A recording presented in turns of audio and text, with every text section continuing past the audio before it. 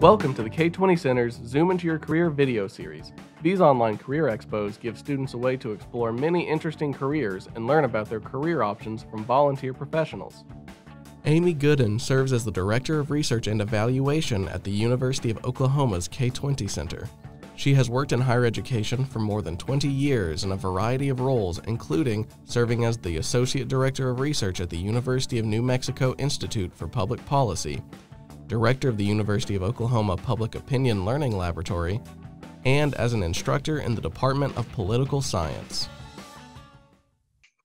Like many students, and I'm sure all of you are thinking, I'm not sure where I'm going to go, or maybe some of you know where you're going to go, but I didn't.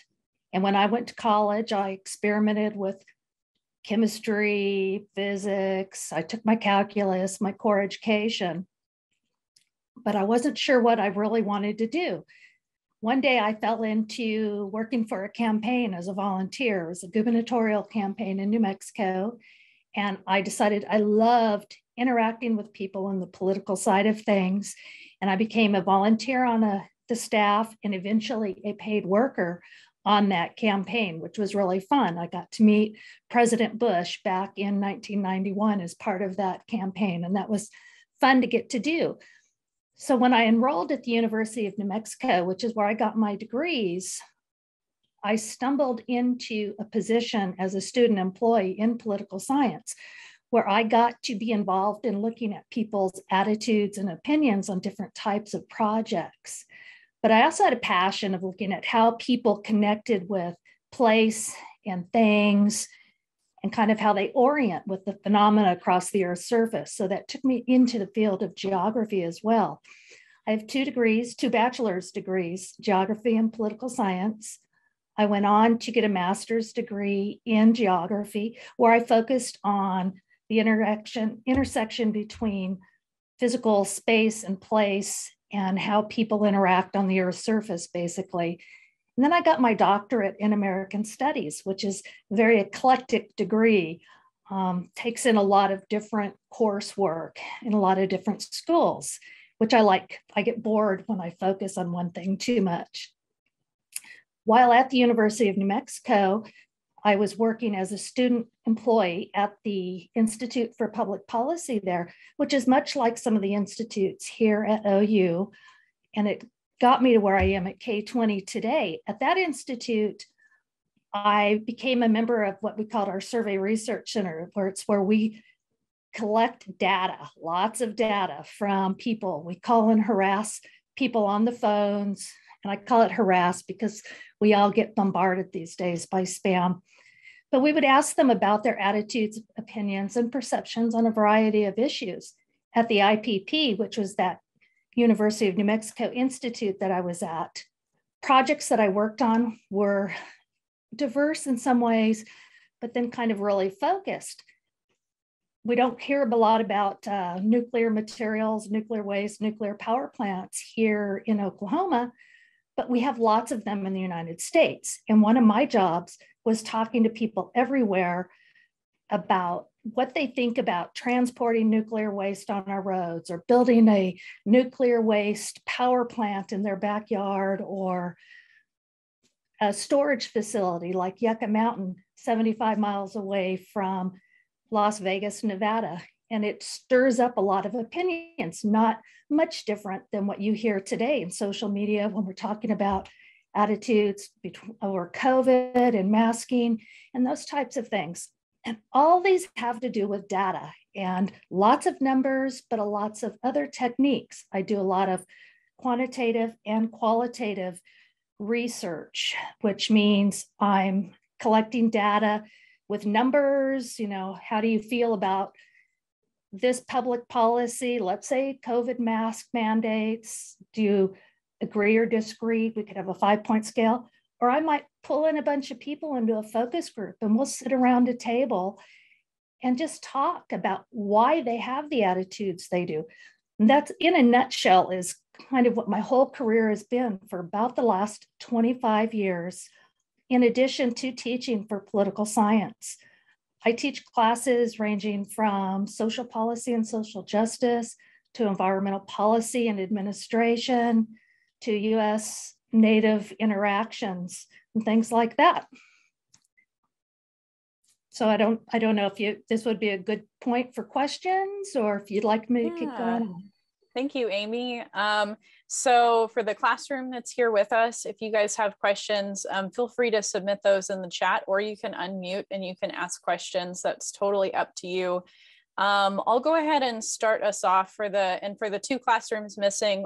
We are recording this, so they'll get to watch it later if they would like to do so. So what was my question? Oh, I was going to ask, what can students do, say, in high school? So if we have 9th and 10th graders listening right now, what could they do now to pursue something like what you do for a career? Well, I would say definitely become a good writer and think about the techniques and tools you might be able to use to kind of find data, or how to develop research questions so you know how to go out and get the data that you want. And that means if you wanted to do a little survey, or learn to really sit and listen to what people have to say, because sometimes that can spur you into defining research questions. And then math. If you're going to crunch numbers, you need to have some math skills, particularly some statistical analysis skills. Awesome. Thank you so much. We'll give them a few more minutes to see if they think of anything they would like to ask. In the meantime, what's your favorite part of your job? Like, what makes you love your job every day? Understanding what people believe about things and why they believe it, and then using that information to expand knowledge and to help just people in general understand things. My position here at K20, helping us understand how to help teachers help students and help students get to where they want to be in their careers. I mean, it's all about how we can improve everybody's lives. Awesome. Thank you. I have a co-host here with me today. I'm actually going to see if he wants to unmute and ask his question. Dewey, do you want to share? Yeah. So I was just wondering, like, in a professional environment, like as a professional person who does data, you talked about collecting data like perceptions on mask mandates and things like that. And I can imagine all kinds of just, interesting data that you could collect. But is there like a big universal hub that this stuff is stored in? How does that work? There are some key resource sites. Gallup is an organization that collects and publishes a lot of data. Pew Research, they are other good sources, and they have a lot of free data out there. They can also point you to questions that other people are asking. Sometimes it's really fun to take some of the questions they're already asking and maybe ask Oklahomans what they think about those issues on the same level, and compare what Oklahomans have to say compared to nationally, or to California or DC or so on. Very good resources. National Opinion Research Center is another really good locale for such data. All right, thank you. So has a question. What has been the most challenging part of your career journey? Good question.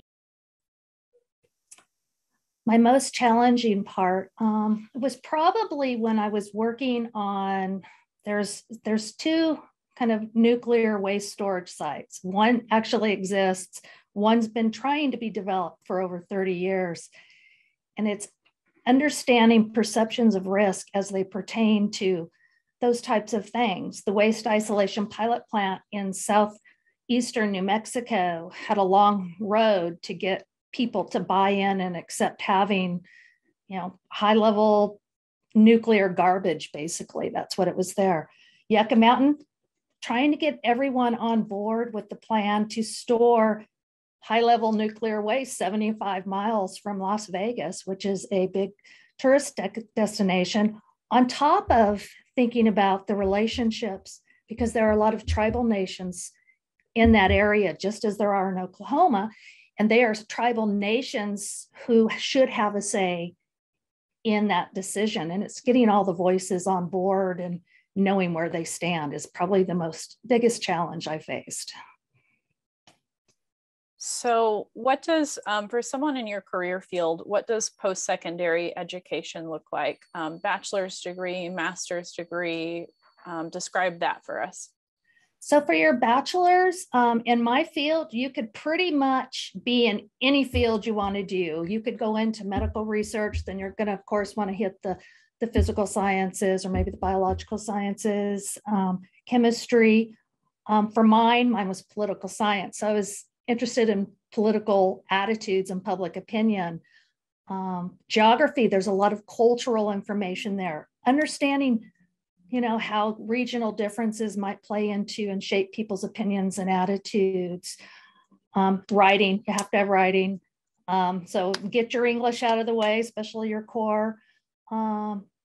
Statistics, you don't have to have, calculus to do what I do. It's helpful if you want to get into higher level statistics, but otherwise core statistics, where you can model data and behavior, but it's pretty much, you could do it with your core courses. The further you want to go, of course, you're going to have to really keep honing those skills and improving them.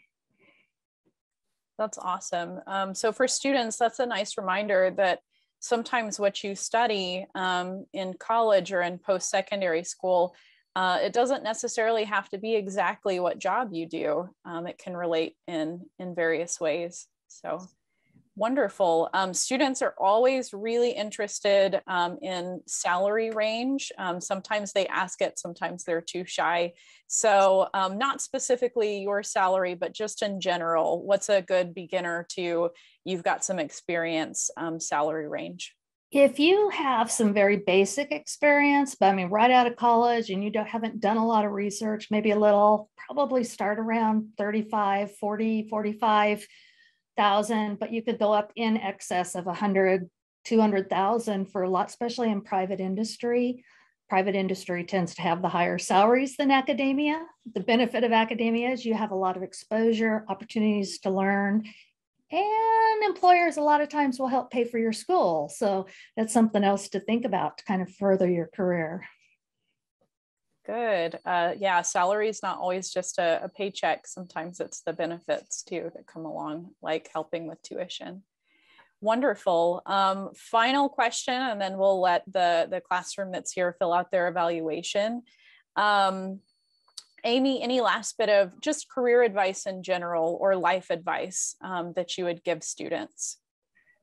Don't be afraid to ask questions and find mentors and resources. As an undergrad, I was bored and out of classes in my political science and geography degrees that I want to take. So I sought out a professor that would let me do an independent study, and I designed my own class, and it led me to where I am today. That class got me in the door working in research and at paid student positions. So people are there. They can always say no, but if you make a good case, they'll probably say yes.